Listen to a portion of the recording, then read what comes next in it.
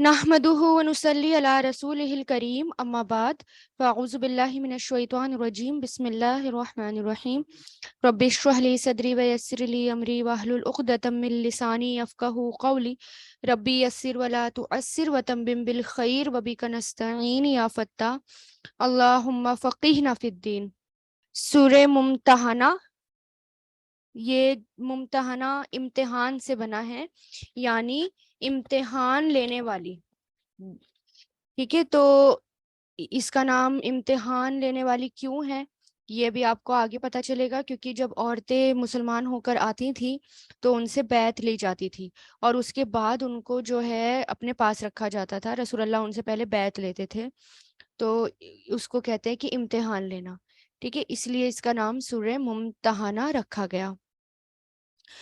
اور اس سورہ کی جو شروع کی آیات ہیں وہ یہ سورہ مدنی ہے، 2 رکوع ہیں، 13 آیات ہیں، اور اس صورت میں مشرکین مکہ سے فتح تعلق کا حکم دیا جا رہا ہے۔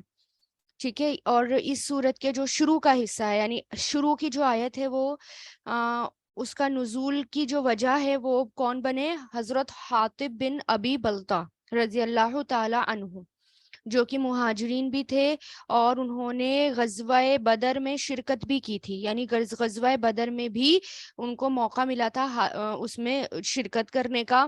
اور اس میں دیکھیں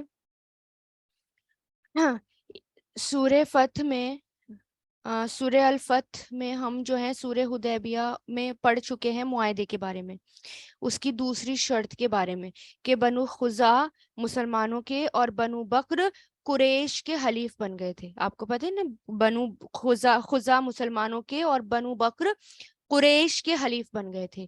لوگ قبیلوں کے سارے جیتے تھے وہاں پر، اور یعنی اکیلے نہیں رہتے تھے، وہ قبیلے کے سارے ہی وہ جیتے تھے، اور قبیلے بھی آپس میں اور اتحاد کرتے تھے، آپس میں ساتھ رہتے تھے، پھر حلیف بنتے۔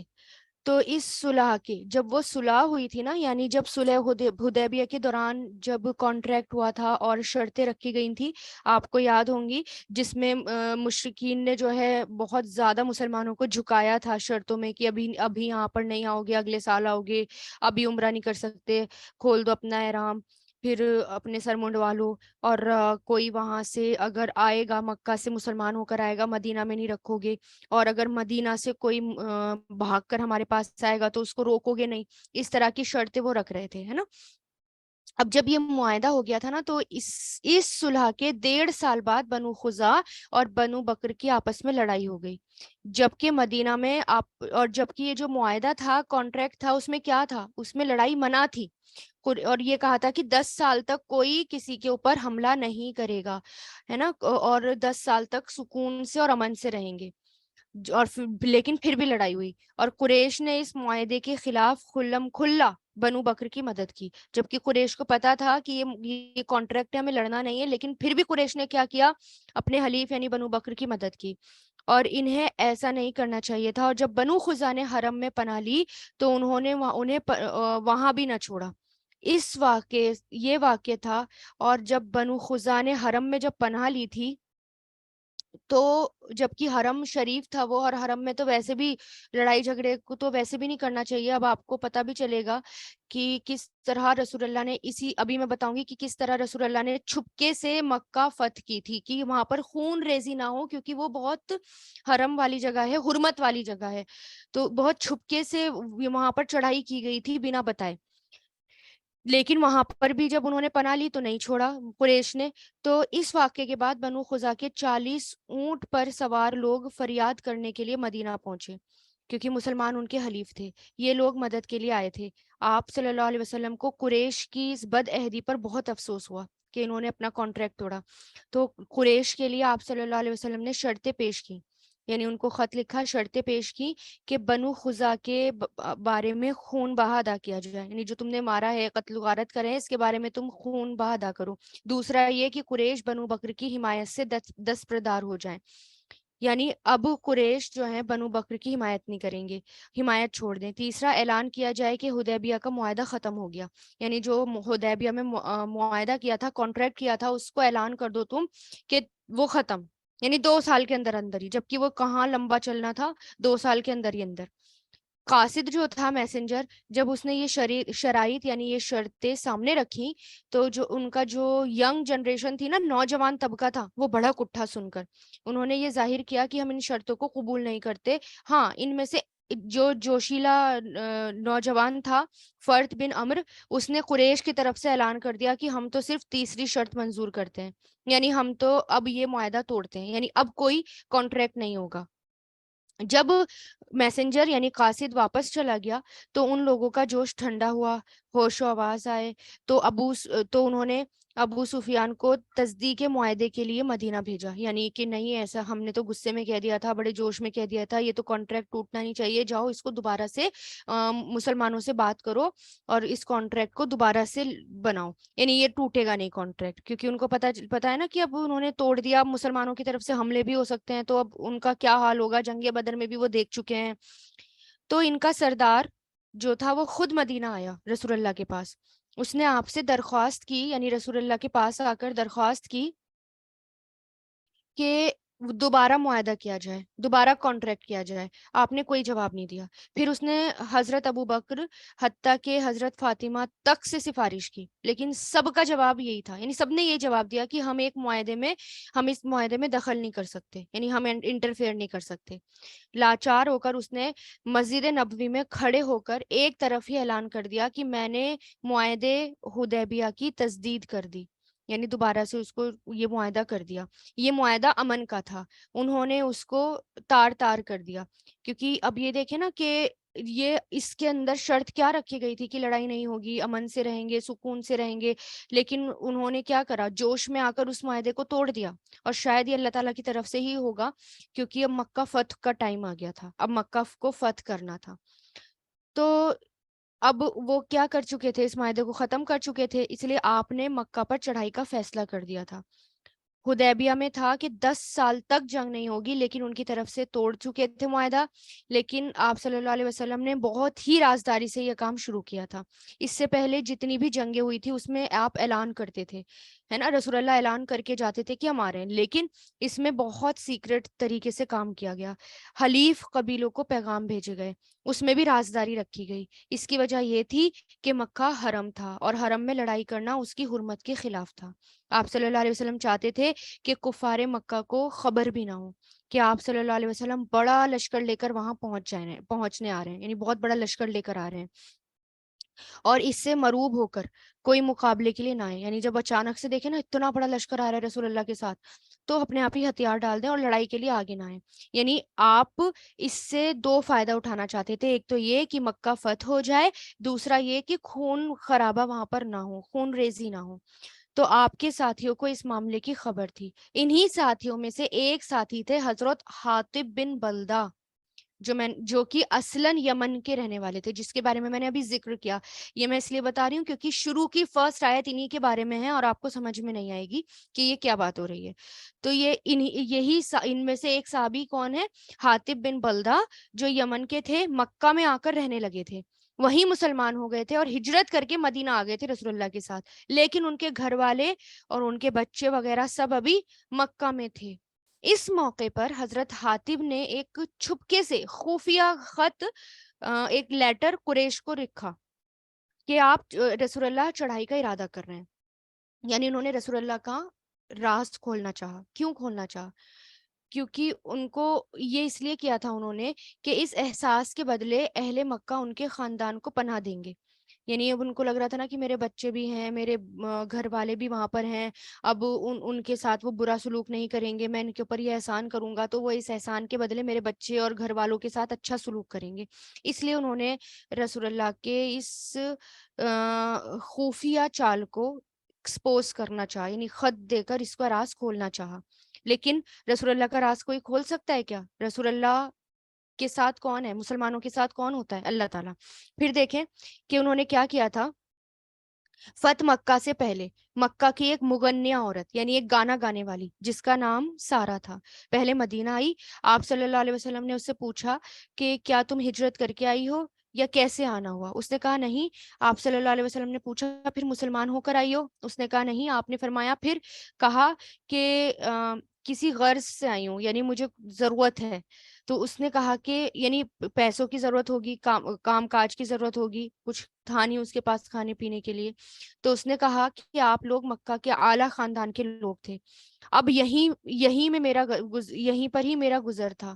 یعنی تم لوگ سارے، یعنی مسلمانوں سے کہہ رہی تھی، آپ تو بڑے بڑے خاندان کے لوگ تھے اور ہجرت کر کے مدینہ آ گئے، اور جب تم لوگ بڑے بڑے خاندان کے تھے تو میرا گزر وہاں تھا. اب مکہ کے بڑے سردار تو غزوہ بدر میں مارے گئے، تو اب لوگ یہاں چلے آئے، باقی کے لوگ یہاں چلے آئے، میرا گزارا تو مشکل ہی ہو گیا.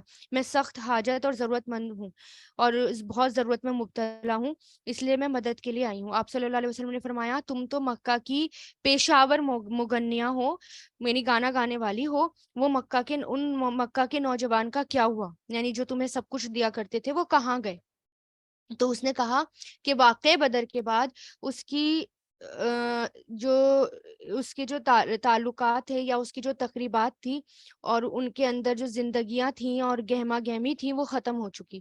کیونکہ یعنی اب مکہ میں اس قسم کی تقریبات نہیں ہوتی، یعنی لوگ بلانا، گانے گانا، انجوائے کرنا، محفلیں لگانا، اب یہ سب نہیں ہوتا. وہ جو پہلے گہما گہمی تھی وہ نہیں تھی. اور کیوں؟ کیونکہ غزوہ بدر میں جو ہے بہت لوگ مارے گئے تھے نا، ان کے 70 لوگ پکڑے گئے، 70 مارے گئے، 70 سردار پکڑے گئے. تو اس لیے ہر گھر میں صرف ماتم سا تھا. تو اس کے بعد سے مجھے کسی نے کبھی بلایا نہیں. تو اب بنو اور آپ جو ہیں بنو عبد المطلب کو، یعنی اپنے خاندان کے لوگوں کو آپ نے اس عورت کی مدد کرنے کے لیے کہا. یعنی جتنے بھی آپ کے خاندان تھے وہ آپ نے کیا کہا کہ اس کی مدد کرو. تو انہوں نے اس کو پیسے وغیرہ دیے، کپڑے وغیرہ دے کر رخصت کیا. اب جب یہ واپس جانے لگی تو اس موقع پر حضرت حاتب نے، یعنی حضرت حاتب بن ابی بلدہ نے، وہ اس سے ملے اور اس کو ایک خط دیا سرداران مکہ کے نام، اور ساتھ ہی 10 دینار بھی دیے کہ راز فاش نہ کرنا یہ کہ میں نے دیا ہے، یعنی کسی کو بتانا مت کہ یہ خط میں نے دیا ہے، اور اس کو بالکل چھپا کر لے جانا اور چھپا کر سرداروں کے پاس لے جانا. ابھی وہ مدینہ سے روانہ ہی ہوئی تھی کہ اللہ تعالیٰ نے آپ صلی اللہ علیہ وسلم کو وحی کے ذریعے بتا دیا. آپ صلی اللہ علیہ وسلم نے فوراً حضرت علی، حضرت زبیر اور مقدار بن اسود کو ان کے پیچھے بھیج دیا اور حکم دیا کہ تیزی سے جاؤ اور روزہ خاک کے میدان پر مدینہ سے 12 میل مکہ کے قریب تم کو ایک عورت ملے گی جس کے پاس مشرکین کے نام حاتب کا خط ہے، اور جس طرح بھی ہو وہ خط ضرور حاصل کر لینا. ایک تو یہ سمجھے کہ اس خط کی امپورٹنس کیا تھی. اگر وہ خط پہنچ جاتا وہاں پر تو بہت زیادہ خون خرابہ ہوتا، بہت زیادہ حرم میں جو ہے بہت حرم کی بے حرمتی ہوتی، اور وہ لشکر بھی سامنے سے تیار ہو کر کھڑا ہو جاتا. رسول اللہ اتنا لشکر لے کر آتے، بہت کچھ، بہت جانے جاتی، بہت نقصان ہوتا ایک خط سے. اس لیے اس خط کا لینا کسی بھی حالت میں ضروری تھا، کیسے بھی، لیکن وہ خط ضرور آنا چاہیے تھا، ہے نا. اگر وہ دے دے تو اسے چھوڑ دینا، نہ دے تو قتل کر دینا، یہ رسول اللہ نے کہا. ٹھیک ہے، کیونکہ اس کا نتیجہ آپ کو پتا ہے کہ کیا تھا. ابھی میں نے جیسے کہ بتایا یعنی ہتھیار اٹھ جاتے، ادھر ادھر سے سامنے کھڑے ہوئے ہوتے سب. تو یہ حضرات جب اس کے پاس پہنچے تو عورت جو تھی وہاں پر موجود ملی، اور رسول اللہ نے یہ بھی بتا دیا کہاں پر ملے گی، اس جگہ ملے گی، اور اسے فوراً پکڑ لینا. کیوں؟ کیسے پتا تھا رسول اللہ کو؟ اللہ تعالیٰ نے بتایا تھا وحی کے ذریعے. تو اب یہ دیکھیں کہ یہ جو ہے نا ایکسیپشنل کیس تھا، جب اس سے یہ خط مانگا تھا نا زبردستی کر کے، ایسا پھر کسی کے ساتھ نہیں کیا گیا، لیکن یہ خط بہت ضروری تھا، اس لیے اس کے ساتھ یہ خط اس کو ڈانٹ ڈپٹ کے لیا گیا. تو جب وہاں یہ عورت موجود تھی، انہوں نے خط مانگا تو اس نے کہا کہ میرے پاس کوئی خط نہیں. تو انہوں نے تلاشی لی تو خط نہیں ملا. انہوں نے دھمکی دی کہ اگر وہ خط نہیں دے گی تو وہ تمہارے سارے، یعنی وہ تمہاری ساری تلاشی لیں گے، یعنی جسم کو برہنہ کر دیں گے، یعنی تمہارے کپڑے بھی اتار دیں گے اگر تم نے نہیں دی. یعنی ہر طریقے سے پھر تلاشی لی جائے گی. ابھی تو سامان کے لیے. جب اس نے دیکھا کہ بچنے کا کوئی راستہ نہیں تو اس نے اپنی چوٹی سے خط نکال کر دے دیا، اور وہ یہ خط لے کر آپ صلی اللہ علیہ وسلم کے پاس لے آئے. اسے کھول کر پڑھایا گیا. تو اس میں قریش کے لوگوں کو یہ بتایا گیا تھا کہ رسول اللہ تم پر چڑھائی کی تیاری کر رہے ہیں. آپ نے فوراً حضرت حاتب سے پوچھا کیا بات ہے؟ تو انہوں نے عرض کیا کہ آپ میرے معاملے میں جلدی نہ فرمائیے. میں نے جو کچھ کیا تھا وہ اس بنا پر کیا تھا کہ میں کافر یا مرتد، یعنی اس وجہ سے نہیں کیا کہ میں کافر ہو گیا یا مرتد ہو گیا، یعنی نہ تو میں کافر ہوں نہ میں مرتد ہوں. اصل بات یہ ہے کہ میرے رشتہ دار مکہ میں ہیں، میں بعض قریش کی سرپرستی میں وہاں پر آباد ہوں، یعنی کچھ سرپرست ہیں. اگر حملہ ہوا تو میرے رشتہ داروں کو کون بچائے گا؟ تو اس لیے میں نے قریش پر احسان کیا ہے کہ اس کے نتیجے میں وہ میرے خاندان کو بچا لیں گے. ان کے بچے اور بھائی وہاں پر موجود تھے، بیوی بچے اور بھائی. آپ صلی اللہ علیہ وسلم نے یہ بات سن کر مہاجرین سے فرمایا کہ اس نے تم سے سچی بات کہی ہے.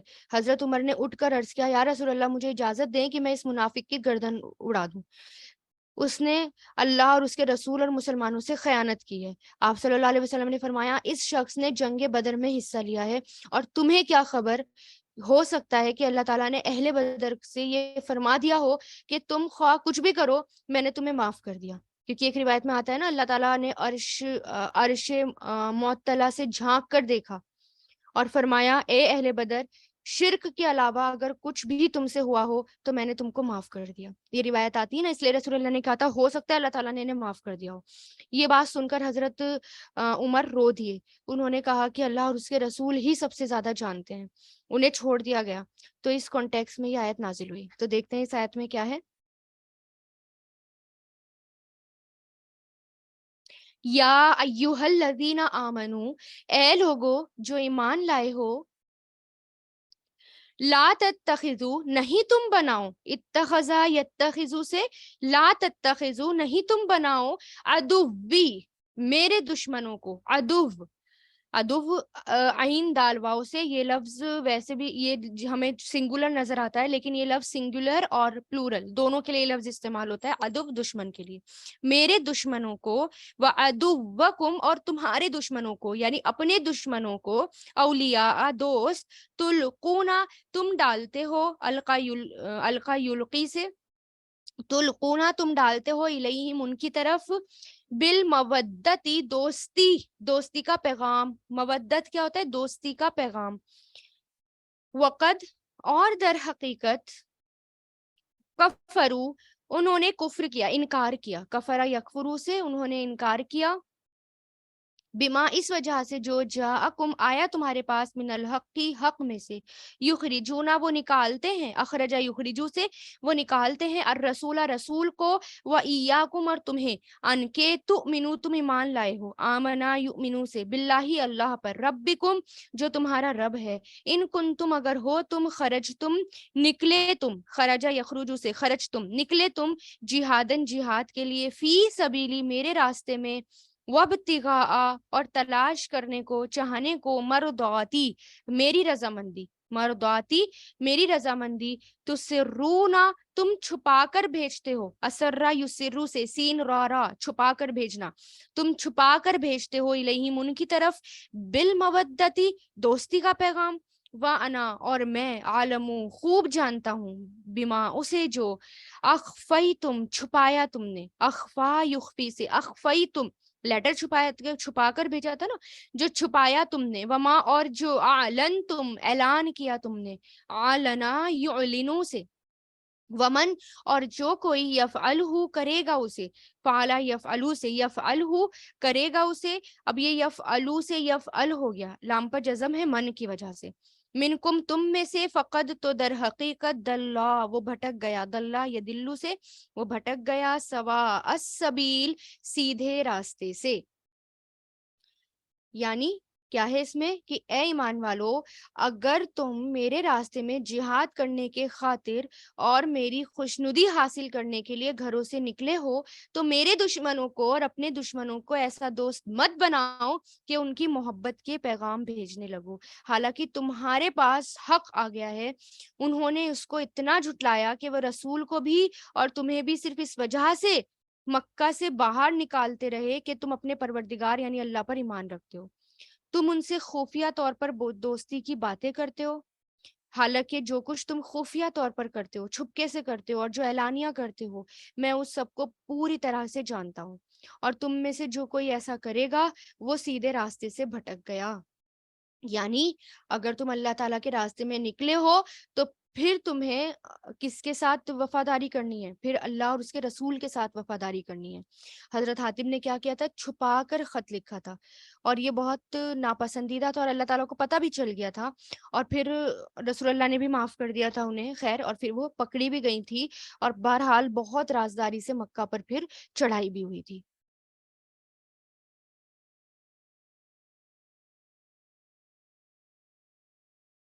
ان اگر یک اگر یسقفوکم وہ پالے تمہیں. اچھا، یسقفو ثقف سے بنا ہے، ثقافہ، ثقافہ کسی چیز کو پا لینا یا کسی کام کا کرنا، کسی ہے نا، کسی کام کا کرنا یا کسی چیز میں کو مہارت سے پا لینا یا اس کی خوب خیر لینا.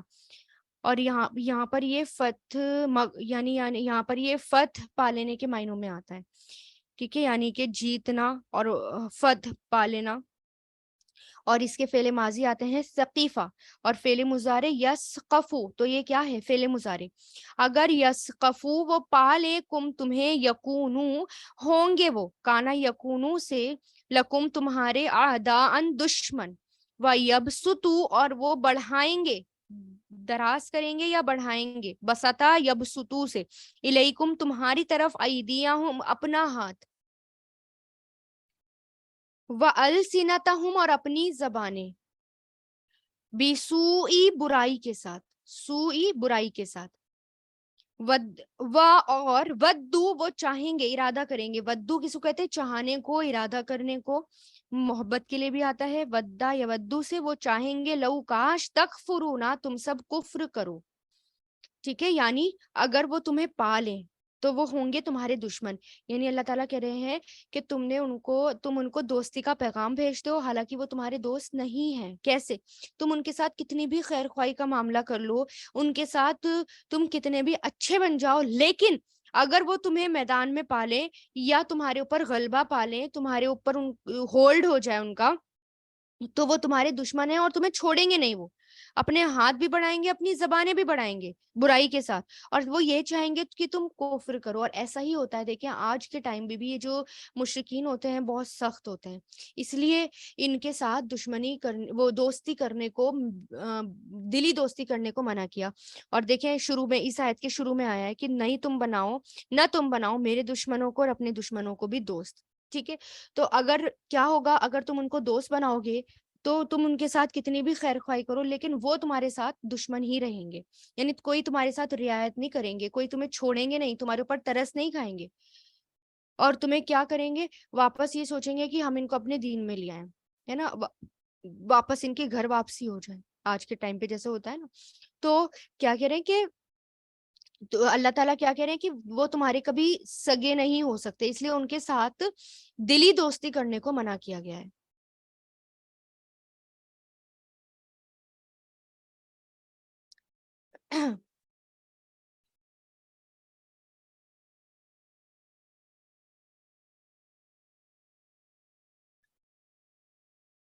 لن ہرگز بھی نہیں، تنفعکم فائدہ دے گی تمہیں. نفع ینفعو سے بنا ہے، اور تنفعو تھا، تنفع ہو گیا کس کی وجہ سے؟ لن کی وجہ سے. اور لن جب آتا ہے تو کس کے معنی دیتا ہے؟ ہرگز بھی نہیں کے. تو ہرگز بھی نہیں فائدہ دے گی تمہیں ارحامکم تمہاری رشتہ داریاں، ولا اور نہ ہی اولادکم تمہاری اولاد، یوم القیامتی قیامت کے دن، یفصلو وہ فیصلہ کرے گا، فصلہ یفصلو سے فیصلہ کرنا، وہ فیصلہ کرے گا، بینکم تمہارے درمیان، واللہ اور اللہ، بما اس کے ساتھ جو تعملون تم سب عمل کرتے ہو، بصیر خوب دیکھنے والا ہے. یعنی تم جو ہے تم ان رشتہ داریاں نبھا رہے ہو، دنیا میں رشتہ داریاں نبھا رہے ہو، یہ یاد رکھو کہ قیامت کے دن رشتہ داریاں بالکل بھی کام نہیں آئیں گی، نہ اولاد کام آئے گی، نہ باپ کام آئیں گے، نہ ہمارے خاندان کام آئیں گے. اور وہ اللہ تعالیٰ ہمارے درمیان یعنی تمہارے درمیان قیامت کے دن فیصلہ کرے گا، اور ہر چیز کو وہ ہماری دیکھ رہا ہے. حاتب بن ابی بلتہ کو بلوایا گیا تو ان سے پوچھا گیا کہ کیا انہوں نے ایسا کیا اور ایسا کیوں کیا، تو انہوں نے اقرار کر لیا. اور اپنی وجہ بھی بتا دی، عذر پیش کیا کہ ان کی اولاد اور ان کے رشتہ دار کیونکہ مکہ والوں کے بیچ میں تھے، اس وجہ سے انہوں نے ایسا کیا۔ تو اللہ تعالیٰ نے فرمایا کہ اہل اور عیال اور اولاد کی وجہ سے رب کی نافرمانی کی تو قیامت کے دن کچھ بھی یہ کام نہیں آئے گا۔ یعنی ہم جو ہیں اپنے ان سب کی وجہ سے اپنے رب کی نافرمانیاں کرتے ہیں۔ تو ہمیں سوچ لینا چاہیے کہ انسان کبھی غلط کام کرتا ہے، حرام کماتا ہے صرف اولاد کی خاطر یا بیوی بچوں کی خاطر، اور ان کو تاکہ ان کو خوش رکھ سکے، تو یہ کیا ہے؟ یہ اللہ تعالیٰ کی ناراضگی کے کام کرتا ہے۔ تو یہ جو ہے نا قیامت کے دن یہ رشتہ داریاں کام نہیں آئیں گی۔ تو ایک اصول یاد رکھنے کی بات یہاں پر یہ ہے کہ اللہ کی فرما برداری میں جہاں اللہ تعالیٰ کا حکم آ جائے وہاں کسی مخلوق کا حکم نہیں ماننا، اور اللہ کی نافرمانی میں کسی اور کی اطاعت نہیں کرنی۔ یعنی جہاں اللہ کی نافرمانی ہو رہی ہو وہاں رک جانا چاہیے، کسی اور کی بات نہیں ماننی چاہیے۔ کبھی کبھار ایسا ہوتا ہے نا کہ ہم بہانہ کرتے ہیں، عذر بنا دیں کہ فلاں مجھے ایسا کہتا ہے، فلاں یوں کہتا ہے، اس لیے مجھے ایسا کرنا پڑا۔ نہیں، وہ چیزیں چھوڑ دو جو اللہ کی نافرمانی کی طرف لے جاتی ہیں، چاہے لوگ ہمارے کچھ بھی کہیں۔ یہ بڑی اہم بات یہاں پر بتائی گئی ہے کہ قیامت کے دن کوئی رشتہ دار کام نہیں آئے گا۔ یہاں انہی رشتہ داروں کو خوش کرتے ہو، قیامت کے دن وہ رشتہ دار تمہارے کام نہیں آئیں گے، تم صرف اکیلے ہوں گے اور تمہارے عمل وہاں پر تمہارے ساتھ ہوں گے۔ قد در حقیقت کانت ہے لکم تمہارے لیے اسوتن نمونہ۔ اسوتن کس کو کہتے ہیں؟ ایک ایگزامپل کو جس کو فالو کیا جائے، ایگزامپل، نمونہ۔ حسنتن، حسنتن اچھا، اچھا ایگزامپل، اچھا نمونہ۔ کون؟ فی ابراہیم، ابراہیم علیہ السلام میں، والذین اور ان لوگوں میں جو معاہو اس کے ساتھ ہیں، اذ قالو جب انہوں نے کہا، لقومہم اپنی قوم سے، انا بے شک ہم براء بیزار ہیں، یعنی ہم بری ہیں، براء بری سے بنا ہے، یعنی ہم بیزار ہیں، ہم بری ہیں۔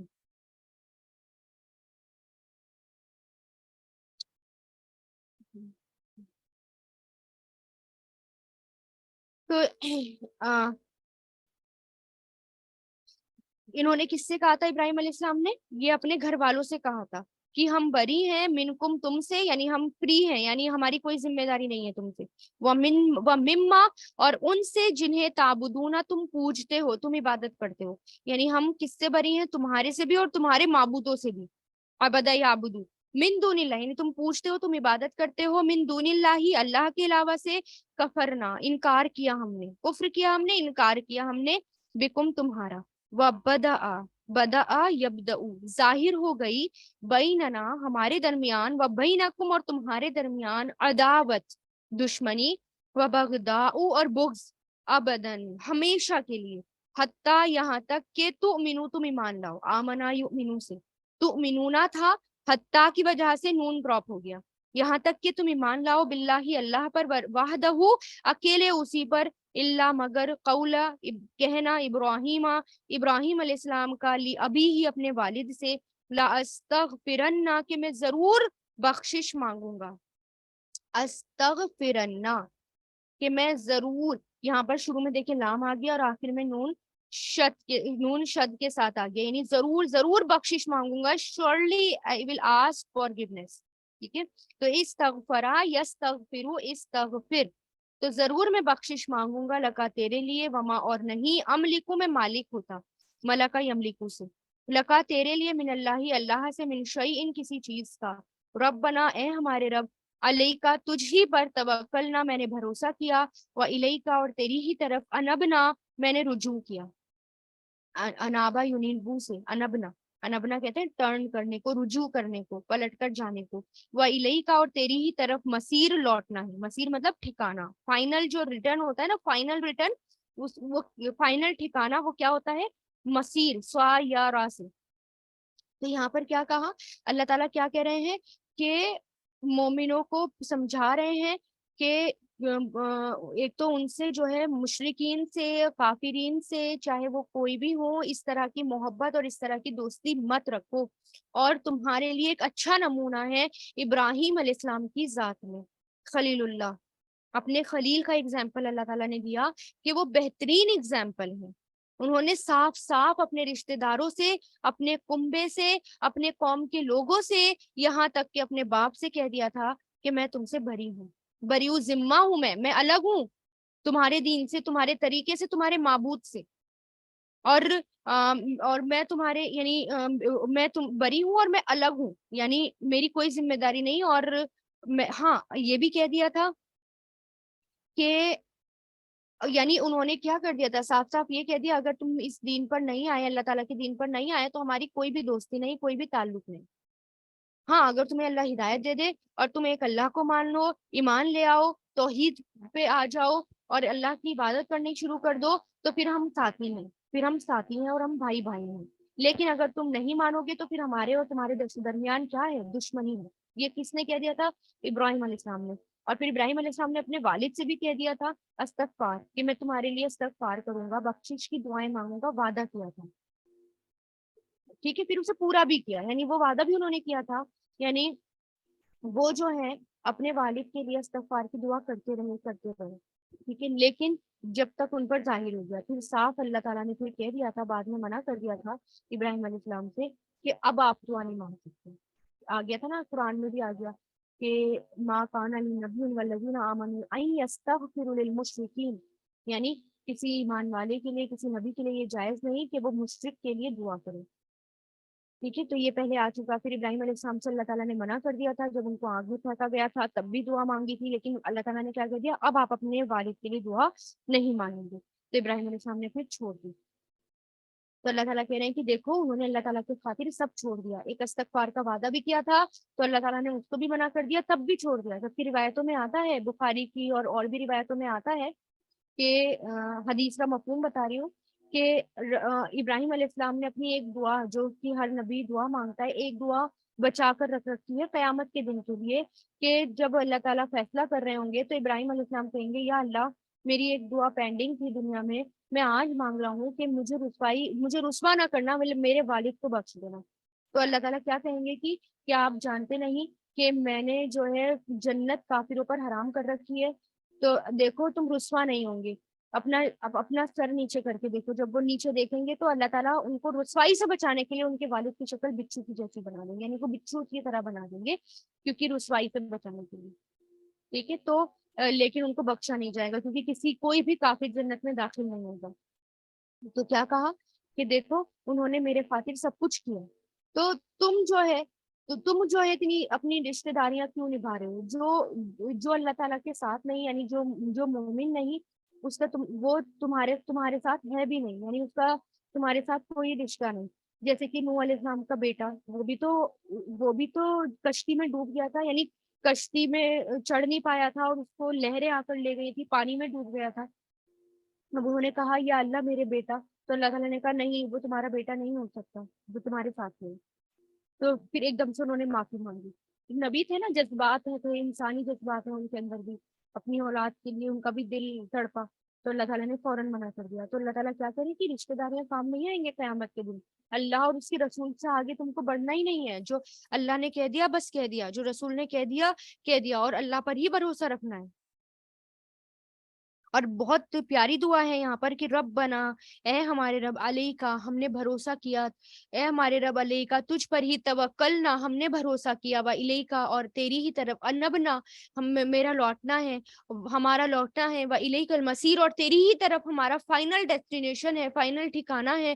رب بنا، اے ہمارے رب، لا تجعلنا مت تو بنا ہمیں فتنتن ایک فتنہ، ایک آزمائش، للذین ان لوگوں کے لیے جنہوں نے کفر کیا، کفرہ یکفرو سے جنہوں نے کفر کیا، وغفر اور تو بخش دے، غفرہ یغفرو سے اغفر فعل امر، تو بخش دے، لنا ہمیں، ربنا اے ہمارے رب، انکا انتا بے شک تو ہی العزیز زبردست ہے، اور الحکیم اور تو ہی خوب حکمت والا ہے۔ بہت بہترین دعا ہے، مومنوں کی دعا ہے کہ اللہ تعالیٰ تو ہمیں کافروں کے لیے فتنہ نہ بنانا، یعنی ایسا نہ ہو کہ ہم پر وہ غالب آ جائیں اور ہمیں مصیبت میں مبتلا کر دیں، اور اسی طرح یہ بھی نہ ہو کہ تیری طرف سے ہم ان پر جو ہے عذاب لے کر نازل ہوں، یا ہم ان کے لیے مصیبت کا سبب بنے. یعنی ہمیں بھی فتنہ نہ بنانا. یعنی ایسا نہ ہو کہ ہماری طرف سے ان کو بھی کوئی دقت پہنچے، کوئی پریشانی ہو اور کوئی مصیبت ہو، اور اس کی وجہ سے وہ ہم پر اٹیک کر دے. یعنی ہمارے لیے، یعنی ہمیں بھی ان کے لیے فتنہ نہ بنانا جنہوں نے کفر کیا. تو ہمیں بخش دے ہمارے رب، تو ہی زبردست حکمت والا ہے. ٹھیک ہے. یعنی دونوں طرف سے یہ دعا ہے کہ نہ تو وہ ہم پر غالب آئے، نہ ہم ان پر اس طرح غالب ہوں اور اس طرح قہر اور عذاب بن کر نازل ہوں کہ وہ بہک جائیں اور پھر وہ ہم پر اٹیک کریں. ٹھیک ہے. تو دونوں طریقے سے یہاں پر دعا مانگی گئی ہے، اور ایسا ہمیں کوشش بھی کرنی چاہیے کہ ہم ان کے لیے فتنہ نہ بنے اور ان کے لیے مصیبت نہ بنے. مصیبت یا آزمائش یا فتنہ ہم کیسے بن جاتے ہیں؟ ذرا سوچ کر دیکھیں کہ ان کے لیے ہم کیسے بن جاتے ہیں اور ہم بن جاتے ہیں. اب مان لیں آج یہ جو چھوٹی چھوٹی سی باتیں ہوتی ہیں نا، چھوٹی چھوٹی سی ایٹیکیٹس، کسی کے حق مارنا، یہ ہم چھوٹا سمجھتے ہیں، یہ بہت بڑی باتیں ہوتی ہیں. مان لیں کہ ہم جو ہیں چلے گھر کے سامنے سرکار کی زمین پر اپنی گاڑی کھڑی کر رہے ہیں، حالانکہ وہاں پر الاؤ نہیں ہے کہ ہم وہاں پر گاڑی کھڑی کر نہیں سکتے، لیکن پھر بھی ہمارے گھر میں جگہ نہیں ہے، ہم نے وہاں پر گاڑی کھڑی کر دی. اب جگہ وہاں پر تنگ ہو گئی، اب کوئی بھی نکل رہا ہے، نکلنے والا، آنے جانے والا، اب ہر کوئی وہ مصیبت میں مبتلا ہو رہا ہے. وہ کس کی وجہ سے؟ ہماری وجہ سے. بن گئے نا ہم ان کے لیے مصیبت، مبتلا، آزمائش بن گئے ہم ان کے لیے، فتنہ بن گئے ہم ان کے لیے. اسی طرح ہم اپنے فنکشن کر رہے ہیں، راستے میں ہم ٹینٹ لگا کر بیٹھ جائیں، اور ہم گلیوں میں ٹینٹ لگا کر بیٹھ جائیں اور ہم نے پرمیشن نہیں لی اور ہم فنکشن کر لیں وہاں پر، اور دوسرے کو آنے جانے میں بھی دقت ہو رہی ہے. ہو گئے ہم ان کے لیے مصیبت کا سبب. اسی طرح گاڑی، ہم جو ہے کوڑا کچرا باہر پھیلاتے ہیں، مسلمان بہت پھیلاتے ہیں. ہر کوئی جا رہا ہے، مشرقین جا رہے ہیں، نان مسلم جا رہے ہیں اور کہہ کر جاتے ہیں مسلمانوں کا محلہ یہ تو گندا ملنا ہی ہے، اور کتنی تکلیف ہوتی ہے وہ یہاں سے گزرنے میں، بس جلدی سے یہاں سے نکل جاؤ، یہ تو بہت گندگی والا علاقہ ہے. بن گئے نا ہم ان کے لیے مصیبت، فتنہ. صفائی کا ہم خیال نہیں رکھتے، حق ہم مار لیتے ہیں دوسروں کے. ٹھیک ہے. اب ہم جو ہے ریمپ آگے بڑھاتے ہیں، گھر کے آگے ہم ریمپ لگا دیا، ہم نے بڑھا دیا آگے. ٹھیک ہے. تو اور سڑک تک پہنچا دیا ہم نے، جگہ گھیر لی، دوسروں کو ہم نے کر لیا مصیبت میں، یا حالانکہ کوئی ہمیں نہیں دیکھ رہا، سرکار ہمیں آ کر نہیں ہمارے گھروں کو توڑوا رہی، یا ہمیں کوئی فرق نہیں پڑ رہا اس سے، لیکن دوسروں کو تو تکلیف ہو رہی ہے نا. اور اللہ تعالیٰ یہ سب دیکھ رہا ہے کہ تمہاری اس کام کی وجہ سے کتنے لوگ تکلیف میں ہیں. تم نے گلیاں تنگ کر دی، تم نے اپنی گاڑیاں کھڑی کر دی، اوپر سے تم نے ریمپ بڑھا دیا، چھجے اپنے گھروں کے بڑھا دیے، جگہ تمہاری جتنی جگہ تھی وہ تو جگہ تم نے پورے کور کر لی، اپنا گھر بنا لیا، اور اوپر سے چھجے بھی بڑھا لیے کہ اگر ایک ٹرک بھی نکل کر آئے، بڑی گاڑی نکل کر آئے، تو اس کی گاڑی تمہارے گھروں سے ٹکرائے تو ہم فتنہ بن گئے. تو اس طرح کے کام، تو اللہ تعالیٰ سے دعا ہے، یہ کتنی بہترین دعا ہے، اللہ تعالیٰ ہمیں ان کے لیے مت بنانا فتنہ اور آزمائش جنہوں نے کفر کیا، اور ہمیں بخش دینا اگر ہم سے کوتاہیاں ہو گئی ہوں، ہم سے گناہ ہو گئے ہوں تو ہمیں بخش دینا. بے شک تو زبردست حکمت والا ہے، تو غفور الرحیم ہے. اسی طرح شادی بیاہ کے معاملے میں بھی ہم جو ہے اتنی بڑی بڑی شادیاں کرتے ہیں، اتنے پیسے خرچ کرتے ہیں، گانا بجانا، پٹاخوں سے یاد آیا کہ ہم کریکرز اتنا برن کرتے ہیں، اور اس قدر کہ ہم تو انوائرمنٹ کے لیے بھی فتنہ بن رہے ہیں. یعنی ہم جو ہیں پکشیوں کو الگ پریشان کر رہے ہیں، بم، یعنی یہ جو کریکرز برن کرتے ہیں اس کی وجہ سے جانوروں کو الگ پریشان کر رہے ہیں، پولیوشن ہم الگ کر رہے ہیں، اوپر سے نوائز پولیوشن ہم کر رہے ہیں. جو بیمار ہے، جس کو ہارٹ پرابلم ہے، اس کو ہم تکلیف میں مبتلا کر رہے ہیں، صرف یہ شادیوں میں بم پھوڑنے کی وجہ سے، یا شب برات میں بم پھوڑنے کی وجہ سے، آتش بازیوں کی وجہ سے. شادی ہمارے گھر میں ہو رہی ہے، تکلیفیں دوسروں کو دے رہے ہیں، بڑے بڑے اسپیکرز ہم گھر کے اوپر لگا رہے ہیں، اور بہت تیز تیز آواز میں ہم جو ہیں گانے بجا رہے ہیں.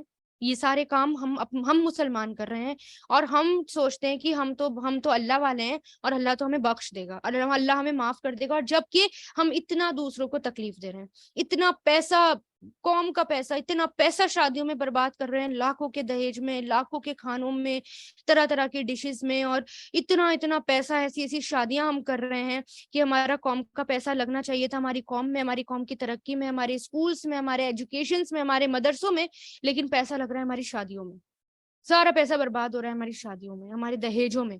تو کیا ہو رہا ہے یہ؟ اللہ ہم سے ناراض نہیں ہوگا تو اور کیا ہوگا؟ وہ لوگ ہمارے اوپر غالب نہیں آئیں گے تو کیا ہوگا؟ تو اس لیے دعا مانگنی چاہیے، اللہ تعالیٰ ہمیں بس تو متقی بنا دے اور ہمیں فتنہ نہ بنا کسی کے لیے.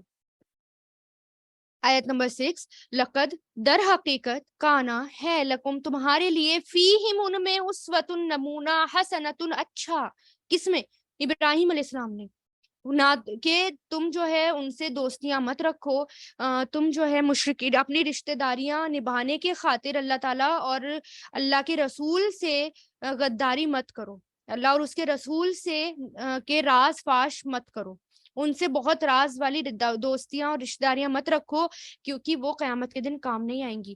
ابراہیم علیہ السلام نے بھی نہیں رکھا تھا، دیکھو ابراہیم علیہ السلام تمہارے لیے کیا ہے، اللہ تعالیٰ کہہ رہے ہیں اچھا اگزامپل ہے، اچھا نمونہ ہے، لمن اس کے لیے جو کانا ہو یرجو امید رکھتا، رجا یرجو سے اللہ سے، والیوم الآخر آخرہ اور آخرت کے دن کی، یعنی اللہ سے کس کی؟ اللہ کی ملاقات کی امید رکھتا ہو اور آخرت کے دن کی، ومن اور جو کوئی یتولا منہ موڑے گا، تولا یتولا سے بنا ہے یہ، اس کے اندر یا تھا، یا آتا ہے نا، واو لام یا، آخر میں یتولا یا بھی آتا ہے، یا یہاں پر جزم کے ساتھ آتا ہے اصلی جو لیٹر ہے اس کا، لیکن یا یہاں پر ہٹ گیا من کی وجہ سے، ایک چیز ہٹ جاتی ہے نا، ایک چیز جزم ہو جاتی ہے، یا تو ساؤنڈ، یا اگر جزم والا لیٹر ہوتا ہے یا واو تو وہ ہٹ جاتا ہے، منہ موڑ جائے، فإن اللہ تو بے شک اللہ ہوا وہی ہے، الغنی غنی، الحمید بہت تعریف والا، بے نیاز ہے اور ہر حال میں تعریف والا ہے۔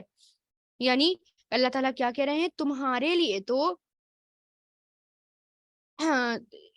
ابراہیم علیہ السلام میں، یعنی ان میں اور ان کے فالوورز میں، ابراہیم علیہ السلام میں اور ان کے فالوورز میں اچھا نمونہ ہے، بہترین نمونہ ہے ہر اس شخص کے لیے جو اللہ سے ملاقات کی امید رکھتا ہو اور آخرت میں آخرت کے دن کی امید رکھتا ہو، اور جو منہ موڑ جائے گا تو وہ اللہ کا کچھ نہیں بگاڑ سکتا، اللہ تعالیٰ تو ہے ہی ہر وقت تعریف کے لائق، وہ تعریف نہ کرے تو ویسے بھی اللہ تعالیٰ تعریف والے ہیں، ہر کوئی مخلوق تعریف کر رہی ہے، اور وہ اللہ تعالیٰ ہر چیز سے بے نیاز ہے، اللہ تعالیٰ کو کسی کی ضرورت نہیں ہے، سیلف سفیشینٹ ہے۔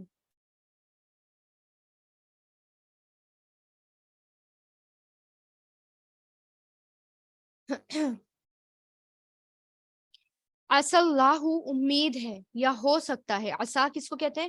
امید ہے یا ہو سکتا ہے، امید ہے اللہ اللہ ان کے یجعل وہ ڈال دے یا بنا دے، جعل یجعلو سے، بینکم تمہارے درمیان، و بینا اور درمیان، الذین ان لوگوں کے جن سے عادیتم دشمنی رکھتے ہو تم، عداوت رکھتے ہو تم، عادیتم عدا یا عدی سے، جن سے تم دشمنی رکھتے ہو یا جن سے تم عداوت رکھتے ہو، اور اس کے روٹ لیٹرز کیا ہیں؟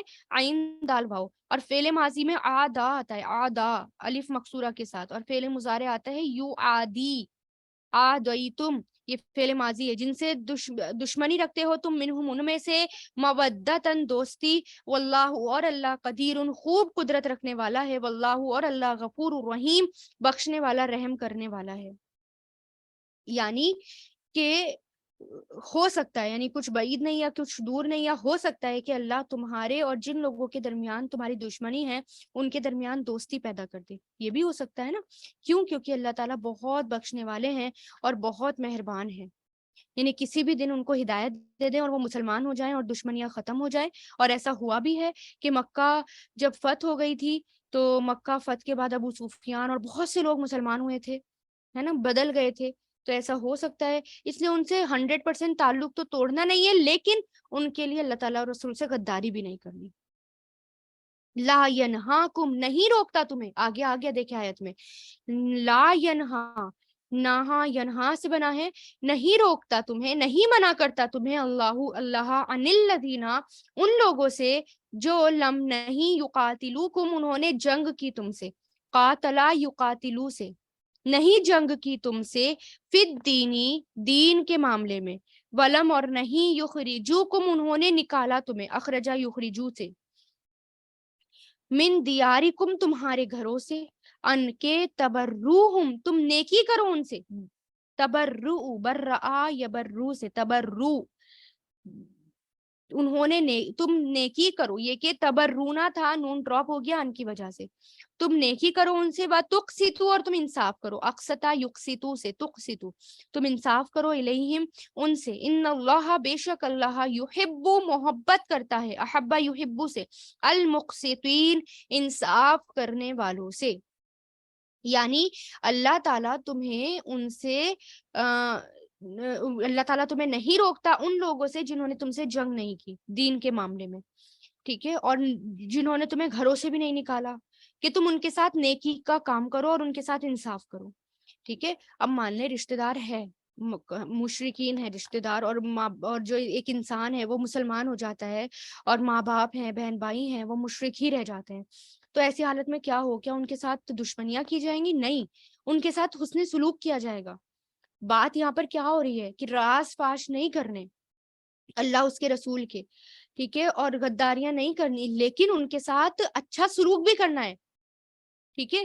ان کے ساتھ جیسے کہ حدیث میں آتا ہے، جب کوئی ایک بات تو یہ یاد رکھیں، جب کوئی، جیسے حدیث میں ہے کہ جب کوئی اللہ کا بندہ اللہ کے رضا کے لیے جب کسی محفوظ چیز کو چھوڑتا ہے، مان لے اپنا گھر چھوڑ دیا اللہ کی خاطر، اپنے ماں باپ چھوڑ دیے اللہ کی خاطر، کسی بھی محفوظ چیز کو چھوڑتا ہے، اللہ تعالیٰ اس چیز کو حلال کر کے اس تک پہنچا دیتے ہیں، اور کبھی کبھار بعض اوقات اس سے بہترین دے دیتے ہیں۔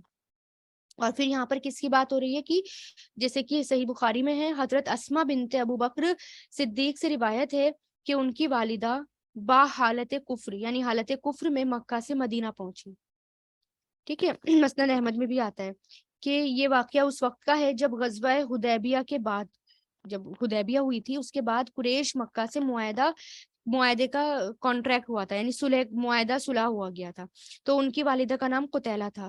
یہ اپنی بیٹی اسما کے لیے کچھ تحفے وغیرہ لے کر آئی تھی، ہدیے اور تحفے لے کر مدینہ پہنچی، تو حضرت اسما نے ان کے تحفے قبول کرنے سے انکار کر دیا کہ کیونکہ ماں کافر ہے تو میں کیسے لوں، اور اپنے گھر میں آنے کی اجازت بھی نہیں دی کہ جب تک میں آپ صلی اللہ علیہ وسلم سے نہ پوچھ لوں تو میں کوئی چیز نہیں لوں گی اور نہ ہی ملاقات کروں گی۔ تو جب آپ صلی اللہ علیہ وسلم سے پوچھا گیا تو رسول اللہ نے فرمایا کہ تیری والدہ تجھ سے ملنے آئی ہیں، وہ کافر ہیں، تو نے ان کے ساتھ کیا، یعنی پہلے تو انہوں نے کہا کہ یا رسول اللہ میری والدہ جو ہیں وہ مجھ سے ملنے آئی ہیں اور وہ کافر ہیں، تو میں ان کے ساتھ کیا سلوک کروں؟ تو آپ نے فرمایا اپنی والدہ کے ساتھ صلح رحمی کرو، یعنی اچھا سلوک کرو۔ اور بعض روایت میں یہ بھی آتا ہے کہ حضرت اسما کی والدہ کو حضرت ابو بکر نے جاہلیت کے زمانے میں طلاق بھی دے دی تھی، یہ ان کے بطن سے تھی۔ حضرت عائشہ ام رومان کے بطن سے تھی، یعنی ان کے تھرو ہوئی تھی، تو جو مسلمان ہو چکی تھی، یعنی دونوں سوتیلی بہنیں تھی۔ بہرحال تو یہاں پر کیا کہا گیا ہے کہ تو کسی کے ساتھ بھی ناانصافی مت کرو۔ اللہ تعالیٰ کیا کہہ رہے ہیں کہ اللہ تعالیٰ تمہیں روکتے نہیں ہیں، جنہوں نے تمہیں کچھ نہیں کیا، تمہیں ستایا نہیں، تمہیں گھروں سے نہیں نکالا، تو تم ان کے ساتھ کیوں بغض رکھو گے؟ بلکہ تم تو ان کے ساتھ اچھا کام کرو، اچھا صلح رحمی کرو، انصاف کرو ان کے ساتھ، کیونکہ انصاف کرنے والے نور کے ممبروں پہ ہوں گے، آتا ہے نا، رحمان کے دائیں طرف ہوں گے، نور کے ممبر پر ہوں گے، اور رحمان کے دونوں ہی ہاتھ جو ہیں وہ دائیں ہیں۔ تو اپنے فیصلوں میں، اپنے اہل و عیال میں، اپنے رعایا میں، اپنے ہر جگہ کس کا کیا کرنا ہے؟ ہمیں انصاف سے کام لینا ہے۔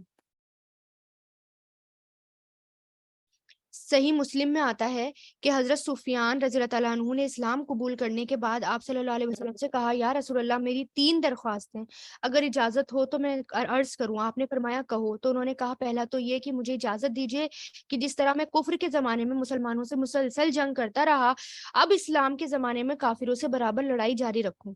آپ نے اسے منظور فرما لیا۔ پھر کہا کہ میرے لڑکے معاویہ کو اپنا کاتب بنا لیجیے، آپ یعنی جو لکھتے ہیں رسول اللہ کے لیے، تو آپ نے کہا کہ ٹھیک ہے، اسے بھی منظور کر لیا۔ اور میری بہن عرب بچی ام حبیبہ کو اپنی زوجیت میں قبول فرما لیجیے، آپ نے اسے بھی منظور فرما لیا۔ پھر ارشاد ہوا کہ جن کفار نے تم سے، یعنی پھر رسول اللہ نے کہا جن کفار نے تم سے مذہبی لڑائی نہیں کی، نہ تمہیں جلا وطن کیا، بائیکاٹ کیا، جیسے عورتیں اور کمزور لوگ وغیرہ، ان کے ساتھ تم اچھا سلوک کرو گے، احسان کرو گے، عدل اور انصاف کرو گے، اور اللہ تعالیٰ تمہیں اس سے نہیں روک رہا، بلکہ اللہ تعالیٰ تمہیں احسان کا سلوک کرنے کو کہہ رہا ہے۔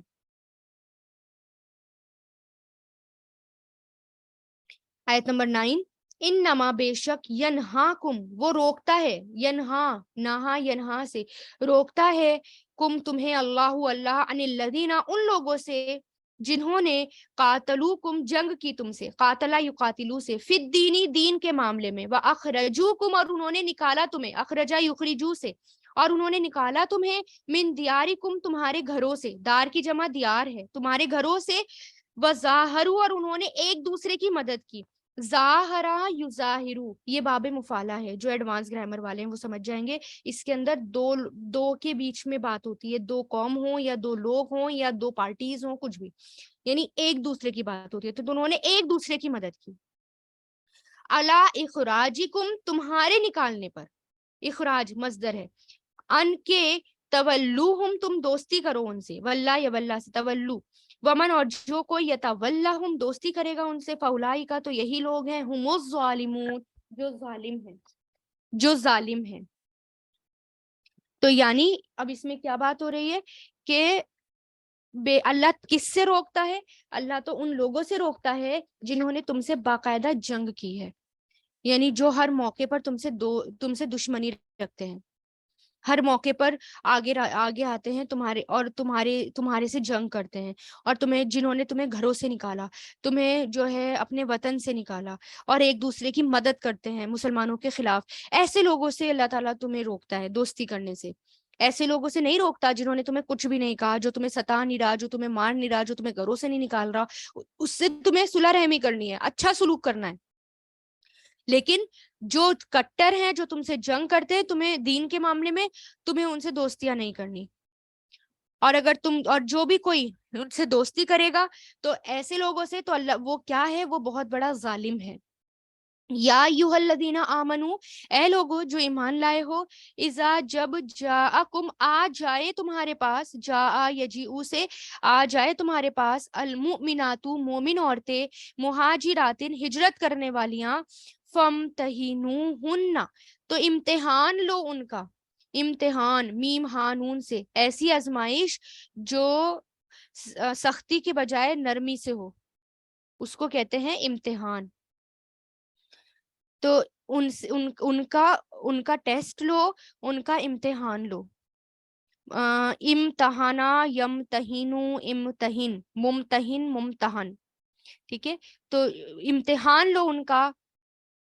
अल्लाहु, अल्लाह, आलमु, खूब जानता है, भी ईमान ही हिन्ना, उनके ईमान को, फाइन, फिर अगर, अलिम तुमु हुन्ना, तुम जान लो उन्हें, अलीमा या अलमू से, अलिम तुम जान लो, हुन्ना उन्हें, वाओ यहाँ पर मिलाने के लिए आया है, मुमिनातिन, ईमान वालियां हैं, फला तो नहीं, तरजिऊ हुन्ना, तुम लौटाओ उन्हें, रजा यरजिऊ से, ला तरजिऊ हुन्ना, नहीं लौटाओ उन्हें, इलल कुफ्फारी, कुफ्फार की तरफ, ला हुन्ना, नहीं है वो, हिल्लुन हलाल, लहुम उनके लिए, वला और ना ही हुम वो, यहिल्लूना हलाल हो सकते, अहल्ला यहिल्लू, लहुन्ना उनके लिए, व आतूहुम और दो उन्हें, मा जो अनफकू उन्होंने खर्च किया, अनफका युनफिकू से, वला और नहीं, जुनाहा कोई गुनाह, अलैकुम तुम पर, अन के तन की हुन्ना, के तुम निकाह करो उनसे, अन मतलब के तन की हु, नकाहा यन की हु से, तुम निकाह करो हुन्ना उनसे,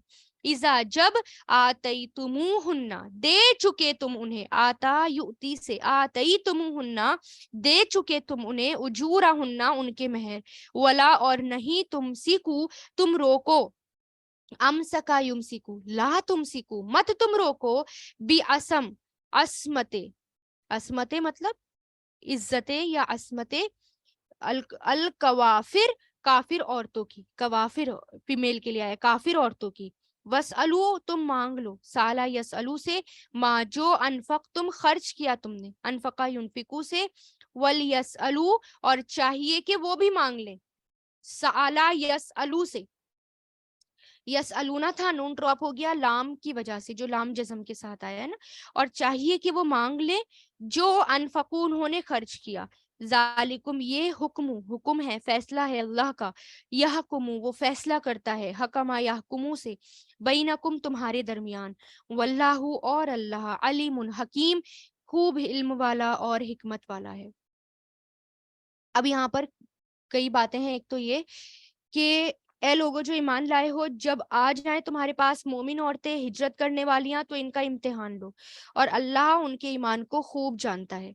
सुलह हुदैबिया की शर्त थी कि मक्का से जब कोई मुसलमान के पास चला जाए तो उनको वापस लौटाना होगा, लेकिन इसमें मर्द और औरत की कुछ कुछ वजाहत नहीं थी, क्लियर नहीं किया था, क्लैरिटी नहीं थी। کلیئرلی نہیں لکھا ہوا تھا کہ مرد جائے گا تو کیا ہوگا، عورت جائے گی تو کیا ہوگا. اب کیا ہوتا ہے، سچویشن آتی ہے عورتوں کے اوپر. اب کچھ عورتیں بھی مسلمان ہو کر ہجرت کر گئیں. اس سے پہلے یہ ہوا تھا کہ معاہدہ لکھا ہی گیا تھا، کہ جب معاہدہ لکھا گیا تھا کہ ابو جندل اور ابو بصیر وہاں پہنچ گئے تھے، تو مکہ والوں نے ان کو قید کیا ہوا تھا. وہ بہت ہی فریاد کر رہے تھے، لیکن معاہدہ لکھا جا چکا تھا، اس لیے آپ صلی اللہ علیہ وسلم نے اسے قبول نہیں کیا تھا، بلکہ ان کو واپس بھیج دیا. بہت جذباتی سین تھا وہ. یعنی بہت گڑ گڑا رہے تھے، اصرار کر رہے تھے ابو جندل اور ابو بصیر کہ ہم یہاں پر آئے ہیں، ان سے بچ کر آئے ہیں، ہمیں مدینہ آنے دو. لیکن رسول اللہ بھی کیا کرتے، وہ بھی مجبور تھے. وہ کانٹریکٹ تھا، معاہدہ تھا، رسول اللہ ان کو مدینہ آنے نہیں دے سکتے تھے، اس لیے انہوں نے بیچ میں کھانا جنگی شروع کر دی تھی نا. نہ تو مکہ میں گئے نہ مدینہ میں، بیچ میں بیٹھ گئے. تو یہ بہت جذباتی سین تھا. بہرحال اب کچھ عورتیں بھی مکہ سے ہجرت کر کے مدینہ آئیں، تو اب کیا جائے. تو فرمایا ان کا معاملہ مردوں سے الگ ہوگا. ان کے آنے پر ان کو جانچا پرکھا جائے گا، ان کا ٹیسٹ دیا جائے گا، اور کہ وہ آئی کیوں ہیں، کیا وہ واقعی اللہ اور اس کے رسول کے لیے آئی ہیں، یا اپنے خاندان سے ناراض ہو کر آئی ہیں، یا کسی مدینہ میں رہنے والے کی محبت میں مبتلا ہو کر آئی ہیں، یا گھر چھوڑ کر آئی ہیں، یا کس وجہ سے آئی ہیں. حضرت ابن عباس سے سوال کیا گیا کہ آپ عورتوں کی تحقیق کیسے کرتے تھے، یعنی ان کا ٹیسٹ کیسے لیتے تھے، امتحان کس طرح ہوتا. تو انہوں نے جواب دیا کہ آپ صلی اللہ علیہ وسلم قسم لیتے تھے کہ خدا کی قسم وہ شوہر سے بیزار ہو کر نہیں نکلی، خدا کی قسم محض جگہ کی تبدیلی کے شوق میں نہیں نکلی، یعنی صرف جگہ چینج کرنے کے لیے، خدا کی قسم کوئی اور دنیاوی غرض سے نہیں نکلی، خدا کی قسم وہ محض اللہ اور اس کے رسول کی محبت میں نکلی ہیں. یہ تھا سوال نامہ، یعنی یہ تھا کویشچن، یہ تھے کویشچن ہوتے تھے ان سے. جب وہ حلف کر لیتی، قسم لے لیتی، تو انہیں مدینہ میں رہنے کی اجازت مل جاتی تھی. ٹھیک ہے. تو جن لوگوں کی ایسی بیویاں تھیں جو مسلمان نہیں ہوئی تھی، جو مکہ میں تھیں، ان کو بھی انہوں نے چھوڑ دیا، کیونکہ اللہ تعالیٰ کا حکم آ گیا کہ اب ان کو چھوڑنا ہوگا. یعنی اب مومن اور کافر اب نکاح میں نہیں رہ سکتے. پہلے تو یہ تھا نا کہ رہ سکتے ہیں، جب اسلام ایکسیپٹ کر رہے تھے لوگ کہ ہاں اب رہ سکتے ہیں، ان کو سمجھاؤ بجھاؤ کہ. لیکن اب فائنل حکم آ گیا کہ اب اگر کوئی مسلمان ہو جاتا ہے نا، تو دوسرا آٹومیٹیکلی، اب ان کا اگر دوسرا کافر ہے نا، تو آٹومیٹیکلی ان میں ڈائیورس بھی ہو جاتی ہے، طلاق بھی ہو جاتی ہے. تو انہوں نے ان کو چھوڑ دیا. اب جو عورتیں مسلمان ہو کر کافر شوہر کو چھوڑ کر آئی تھی، اس کو بھی مدینہ کی ریاست میں پناہ دی جاتی تھی. اب یہاں سے ایک جھگڑا شروع ہو گیا کہ معاہدے میں تو یہ لکھا تھا کہ کسی کو مدینہ میں رہنے نہیں دیا جائے گا جو بھی مکہ سے آئے گا. اب ایک مسئلہ پیش آیا، تو اللہ نے کہا عورتوں کو واپس مت بھیجو. اتفاق کیا ہوا تھا؟ اتفاق یہ ہوا تھا کہ سہیل بن عمر نے جو الفاظ معاہدے میں لکھے تھے، یعنی جو لکھوائے تھے نا، کانٹریکٹ میں لکھوائے تھے، وہ یوں تھے کہ الفاظ میں رجل آ گیا تھا. رجل عام قاعدے کے مطابق دونوں کے لیے آتا ہے، یعنی مرد اور عورت دونوں کے لیے استعمال ہوتا ہے. لیکن جب کوئی قانون لکھا جا رہا ہو نا، جب کوئی قانون بنتا ہے، تو کلیئر کرنا پڑتا ہے کہ مرد ہے یا عورت ہے. تو اس کے لیے بھی الگ الگ الفاظ ہوتے ہیں. یہ کلیئر نہیں کیا تھا. جس کا ترجمہ یہ تھا کہ تمہارے پاس ہم میں سے کوئی بھی مرد بھی آئے گا، اگرچہ وہ تمہارے دین پر ہی کیوں نہ ہو، تو ہماری طرف تم واپس کرو گے.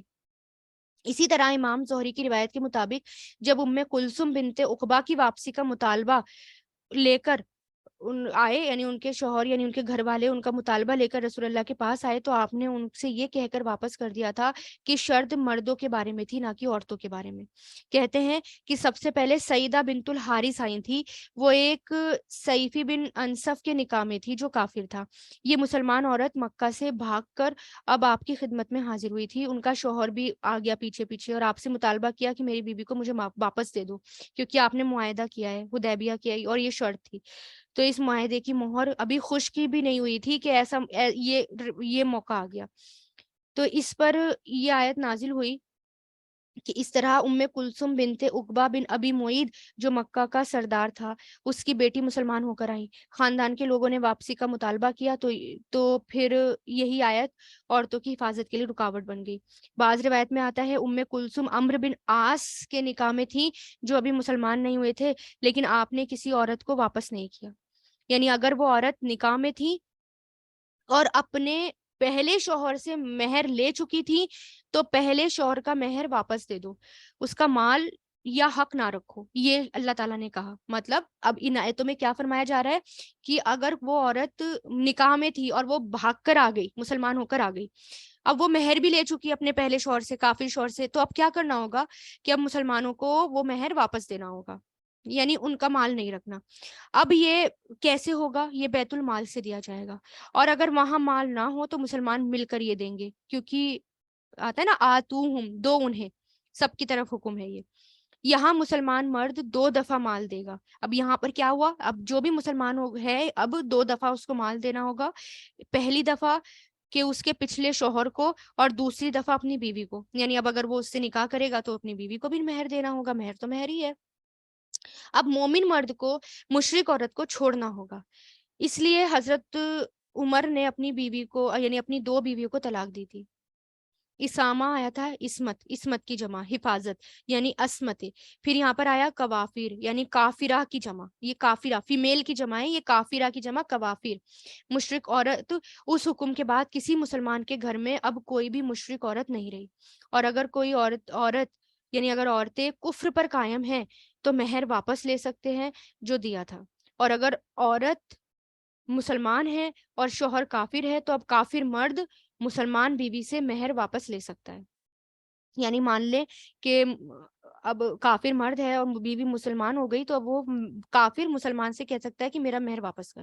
اگر تمہاری کافر بیویوں کے مردوں میں سے تمہیں کفار کی طرف سے کچھ نہ ملے اور ان کی طرف جو بھی ملا ہے وہ رہ جائے، تو جن لوگوں کی بیویاں ادھر ادھر رہ گئی ہوں تو ان کو ان کی اتنی ہی رقم ادا کرو جو ان کے دیے ہوئے مہر کے برابر ہو. یعنی اب یہ کیا ہوا؟ اب نا آپس میں مسلمان مل کر یہ سب کریں گے.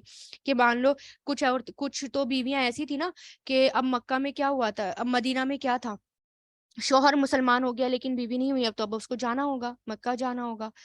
اور وہاں سے بھی ایسے کیس آئے تھے کہ وہاں سے مسلمان ہو کر آ گئی تھی. تو اب کسی کے اوپر مہر نہیں رکھنا، یعنی مسلمانوں کو کسی کا مہر نہیں رکھنا. یعنی اگر کافر ہے تو اس کا مہر دے دو، وہ مانگ سکتی ہے، مسلمانوں کو دینا ہوگا. اور اگر وہاں سے آیا ہے، وہاں سے بھاگ کر آئی ہے اور اس کا شوہر کہتا ہے میرا مہر واپس کر، تو وہ بھی واپس کرنا ہوگا. تو یہ یہاں پر یہ حکم آ رہا ہے.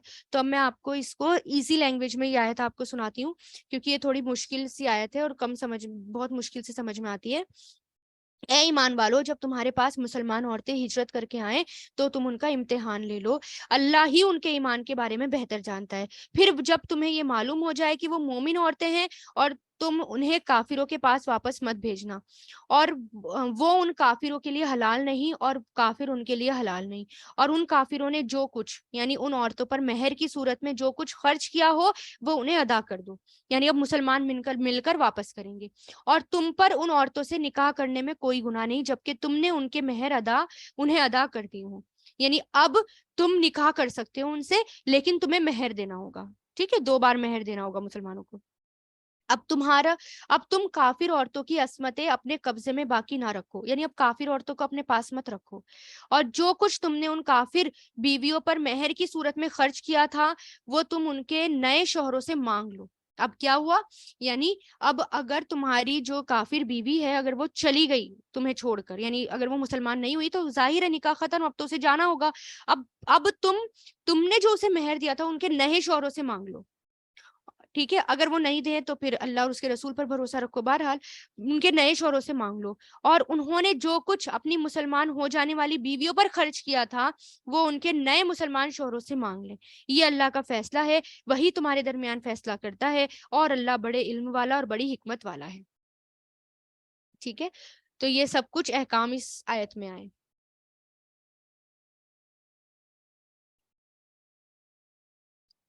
ایک آیت اور لے لیتے ہیں بس. وہ ان اور اگر فاتا کم رہ جائے تم سے، فوت ہو جائے تم سے، فاتا یعنی رہ جائے یا فوت ہو جائے، شیئن کوئی چیز یعنی مہر، من ازواجکم تمہاری بیویوں کی، الل کفاری کفار کی طرف سے، فعاقبتم پھر تمہاری باری آئے، عاقبتم یعنی انتقام لینا، عاقبتم تمہاری باری آئے، فآتو تو دو، الذین ان لوگوں کو، ذاہبت کے چلی گئیں، الذین ان کو جو ذہابت چلی گئیں، ازواجکم بیویاں جن کی، ذہابت فیمیل کے لیے آیا ہے، یہ فیمیل ماضی، اور ازواجکم بیویاں ان کی مثل اس کے ماں جو انفقو انہوں نے خرچ کیا، انفقا ینفقو سے، واتقوا اللہ اور ڈرو اللہ سے، الذی وہ جو انتم ہو تم بھی اس پر مؤمنون ایمان لانے والے، آمنا یؤمنو سے۔ اچھا اس کے اندر ایک تو آیا فاتا، فوت سے بنا ہے، فاتا یفوتو فت فعل ماضی، ایک آیا ہے عاقبتم، ٹھیک ہے، عین قاف با اس کے روٹ لیٹرز ہیں، عاقبہ یعاقبو عاقب، عاقبتم یہ کیا ہے فعل ماضی، آتوہم آتا یؤتی سے بنا ہے۔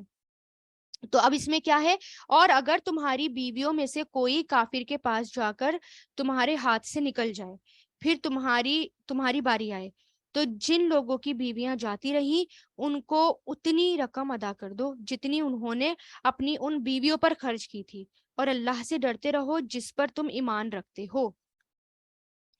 ٹھیک ہے، اب یعنی یہ خطاب ان مسلمانوں سے ہے جنہوں نے مسلمان ہو جانے والی شادی شدہ عورتوں سے نکاح کیا تھا، اور ان کے ذمے واجب ہو گیا کہ وہ ان کے پرانے شوہروں کو ان کا دیا ہوا مہر لوٹائیں، ہے نا۔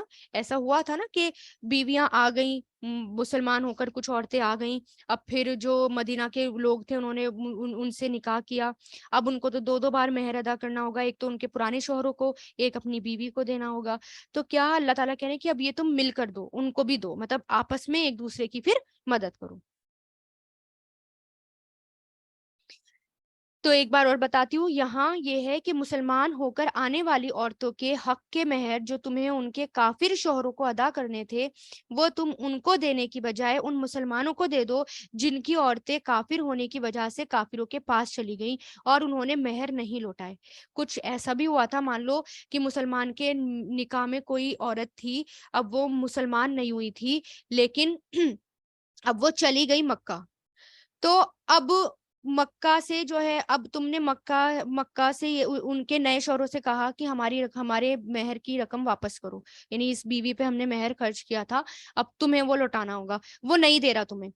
تو اب ایسی کنڈیشن میں کیا ہو کہ اب تمہیں نہیں دے گا تو تمہارا تو نقصان ہے، اب کیا کرو، اب تمہاری باری آئے نا تو تم ان کو مت دینا واپس، یعنی اب تم سے وہ ڈیمانڈ کرے نا تو تم واپس مت کرنا، بلکہ اس کافر کو دینے کی بجائے تم اس مسلمان کو دینا جو دوبارہ نکاح کر رہا ہے اور جس کو دو بار دینا ہوگا، اب تم کافر کو مت دینا، یہاں پر یہ کہا گیا۔ ٹھیک ہے، یعنی اپنوں کو دو، بجائے تم کافروں کو دو بلکہ اپنے مسلمان بھائیوں کو دو۔ ٹھیک ہے، پھر بیعت کے بارے میں انشاءاللہ ہم کل بات کریں گے۔ وآخر الدعوانا ان الحمدللہ رب العالمین، سبحانک اللہم وبحمدک، نشہد ان لا الہ الا انت، نستغفرک ونتوب الیک، سبحان ربک رب العزت عما یصفون، والسلام علی المرسلین، والحمدللہ رب العالمین، برحمتک یا ارحم الراحمین۔